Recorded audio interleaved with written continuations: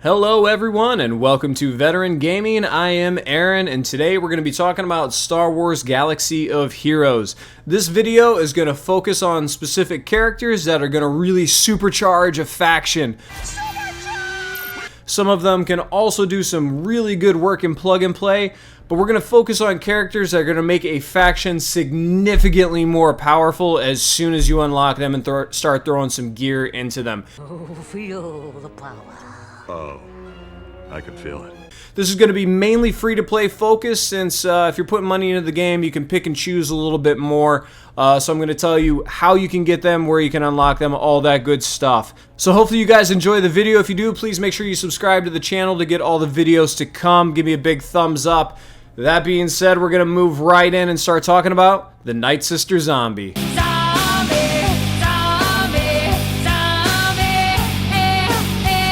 So here's our pretty little zombie. I only have her at gear 8. I obviously wish I had her more, but I haven't had time to put resources into the Night Sister faction yet.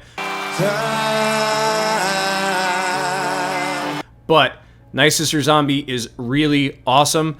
Supercharges the Night Sister faction and also has a bunch of plug and play viability as well. Her basic, nothing major, just puts tenacity down. Her feed is pretty nice because it can dispel all debuffs on her, and it recovers 20% of Night Sister Zombie's max health for all Night Sister allies, and that's just with an Omega, which is nice and cheap. Her Endless Horde here, again, just for an Omega, you're going to get a pre-taunt. Pre-taunting characters are super important in this game. There aren't that many of them. So when you have a pre-taunting character, make sure you're utilizing them. But the most important part of Night Sister Zombie's kit here is the Undying Sacrifice. The first 2 times another Night Sister ally is defeated by enemy attack, they are revived and recover 15% of Night Sister Zombie's max health, and then she in turn is defeated. So you have to kill a Night Sister, zombie revives them. You have to kill a Night Sister, zombie revives them. Then you have to kill a Night Sister again for them to actually go. But if you're familiar with Night Sisters, old Daka and Mother Talzin also have some resurrecting effects. But it's much more difficult to make sure those characters stay safe without zombie. Pre-taunt, auto revives. This character changes the Night Sister faction and how they play at a fundamental level. You cannot have a solid Night Sister team without the Night Sister Zombie. Night Sister Zombie is also utilized for Supreme Leader Kylo Ren and some other galactic legends and some cheese stuff with old Daka, which is always amazing. So if you get the opportunity, or if you're going to start building a Night Sister team, you have to have the Zombie. Unfortunately, she's a little bit later of an unlock at 8D hard, but there are also challenges out there that you can help get some shards, the Darth Amir event specifically. So it might take a little bit of time, but again, this character changes the Night Sister faction.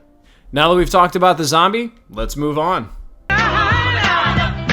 Moving into the Scoundrel faction, we have good old Enfys Nest, one of the most annoying, most powerful characters in the game. As you can see, I'm starting to put gear into her, got the mods going. I want to put more into her, I just haven't had the opportunity yet. But her kit is kind of crazy. I feel like I'm taking crazy pills! On her basic, will dispel defensive buffs. Her secondary here will stun and inflict buff immunity for 3 turns. Oh, and by the way, if that target had any protection, 50% more damage and ignores armor. Her kit's like that. Like, it's pretty cool. And by the way, it's going to tack this on too. Like you see in her AoE here. Physical damage to all enemies and daze them. And remove 20% turn meter if they had full health. And if they didn't have full health, then gain 40% turn meter for Nest. And it can't be countered or evaded. And then, of course, the pièce de résistance on the fighting instinct here, the unique. Whenever Nest is damaged by an attack, she gains 30% critical chance and 40% bonus protection stacking. Oh, and by the way, the bonus protection increases an additional 40% each time.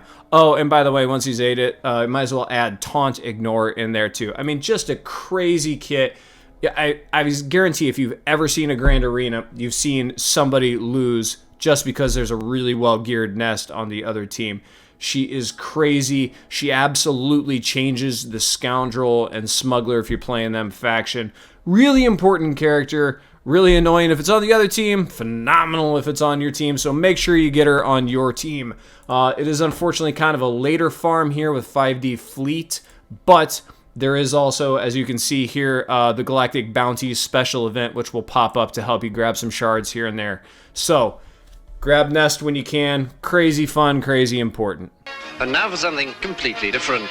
Moving on to the Geonosian Brood Alpha, this character is going to change the Geonosian faction and has a ton of plug-and-play viability as well, not only with the rest of the Separatists, but pretty much anywhere. Walking through the kit real quick, it will dispel buffs on a critical hit on the basic. On the AoE, number 2, dispel all buffs on all enemies and remove 15% turn meter from debuffed enemies.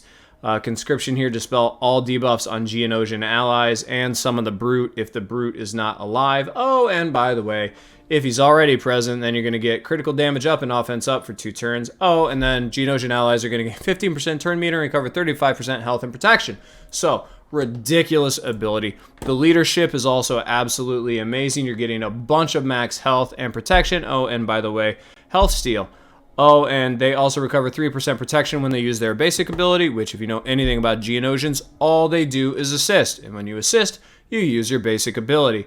Oh, I forgot to mention, by the way, basic abilities of Geonosian allies deal 10% more damage for each buffed enemy, you know, because the rest of it wasn't enough. Oh, there's more. But wait! There's more! Queen's Will. This is a really important Zeta. It's actually more important than the leadership. Brood Alpha has 60% tenacity. All Geonosian allies that have the Hive Mind buff are active. They can't be dispelled or prevented. When another Geonosian ally is defeated, reduce the cooldown of Conscription, which of course brings back the Geo Brute, which is a summoning tank character.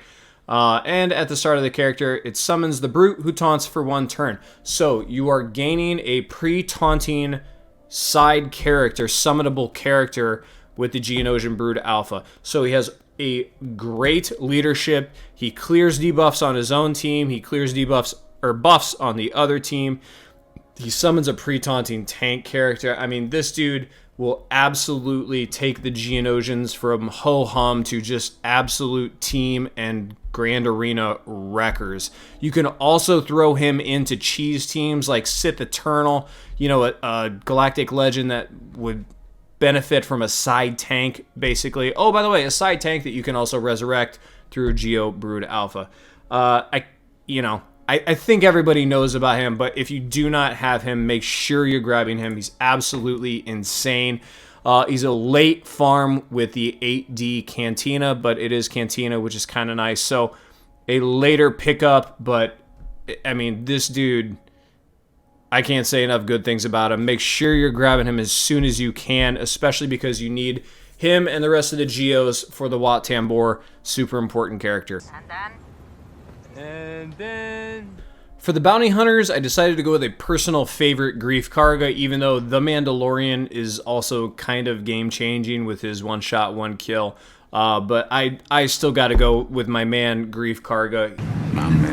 He's so important. If you haven't seen my video on unlocking Chewbacca yet, Grief Karga completely changes that event from a nightmare to very manageable very, very quickly. Not only is he an awesome character, but he also has a fleet and a hard side node to farm, which makes him more accessible than some of the other characters. Walking through the kit real quick, deal physical damage to target enemy twice and inflict daze for 2 turns, and can give health and protection if the payout's already hit. This is a full assist for bounty hunters after he dispels all the buffs on the enemy. If they defeat the enemy at the time, they also get a ton of buffs. His sweeten the deal here is dispel all debuffs on bounty hunter allies, and he gives them retribution, and they recover 25% health and protection, doubled if they have their payout active, and then if the payouts are active, then tenacity up for 2 turns and 50% turn meter. His leadership we're not really going to talk about. It's not really great. But the boss of the guild here is real amazing too. Grief is going to be stealth, so he's protected to begin with. Each time any bounty hunter earns their payout, everybody's cooldowns are reduced by 1, and Grief also gains a couple of extra bonuses, which are absolutely wonderful. So, especially if you have a Bosk lead. The bring them in from the cold, the full assist after dispelling buffs is absolutely wonderful. The sweeten the deal is a massive heal, clears all the debuffs, gets the team up and running again with turn meter. Like I said, absolute game changer, farmed pretty easily, nice speed to begin with. Throw some speed mods on him and get him rolling. He's absolutely amazing. He's also a scoundrel, which is wonderful. So grab your grief, supercharge your bounty hunters. Last but not least, when we're talking about Empire, Imperial Troopers, I think Moff Gideon gets the easy nod here. He's farmable in 2 nodes very early in the game, 2D hard and 4E. He's an outstanding character. Walking through the kit real quick. Physical damage to the enemy. If he has at least 4 stacks of insight, then he gains special ability Submersive Volley, which is an AoE that is also going to daze for 2 turns, which is wonderful. The Darksaber Lunge is pretty simple, but it does have an armor shred, which is amazing. This is half of the really important part of his kit. He's going to remove all turn meter from the enemy team and call Imperial Trooper allies to assist. They're going to deal a little bit less damage, but come on, that's absurd. Also, allies gaining 25% turn meter on top of that, and they get a specific bonus. Tanks get taunt, attackers get 50% offense, and support gains 100% protection up. Yep, you heard me right, 100% protection up. Also, as long as he is on the field, every character that's not a Galactic Legend is going to get demoralized, which means they do 50% less offense, but I'm weak! % negative critical damage, which is crazy. So just him being there makes the entire other team other than Galactic Legends do less damage, and he can remove all of their turn meter while calling all Imperial allies or all troopers to assist. Just a crazy kit for a character you can get very early on. He's going to really supercharge your Empire. He's going to send your Imperial Troopers through the roof by giving buffs, giving turn meter, removing the enemy turn meter. It's just, he's absolutely wonderful character. If you don't have him and you're struggling to get your Empire or Imperial Troopers up and running, I cannot recommend him highly enough, especially considering how easy he is to farm. Trying to confuse me, you know Spellman's in Atlanta too. Second of all, you know I'm vacillating here trying to... So there we go, everyone. 5 free-to-play accessible characters that will absolutely change their factions, and also they're going to give you some plug-and-play benefits as well. Hopefully you guys enjoyed the video. Hopefully you guys learned something that can help your rosters out, help you be more competitive in Star Wars Galaxy of Heroes. If you did learn anything, if you liked the video, make sure you subscribe and get the notifications for upcoming streams and future content. As always, give me a big thumbs up if you can. Make sure you guys are having fun. Good luck, and I'll see you on the holo tables. So I got that going for me, which is nice.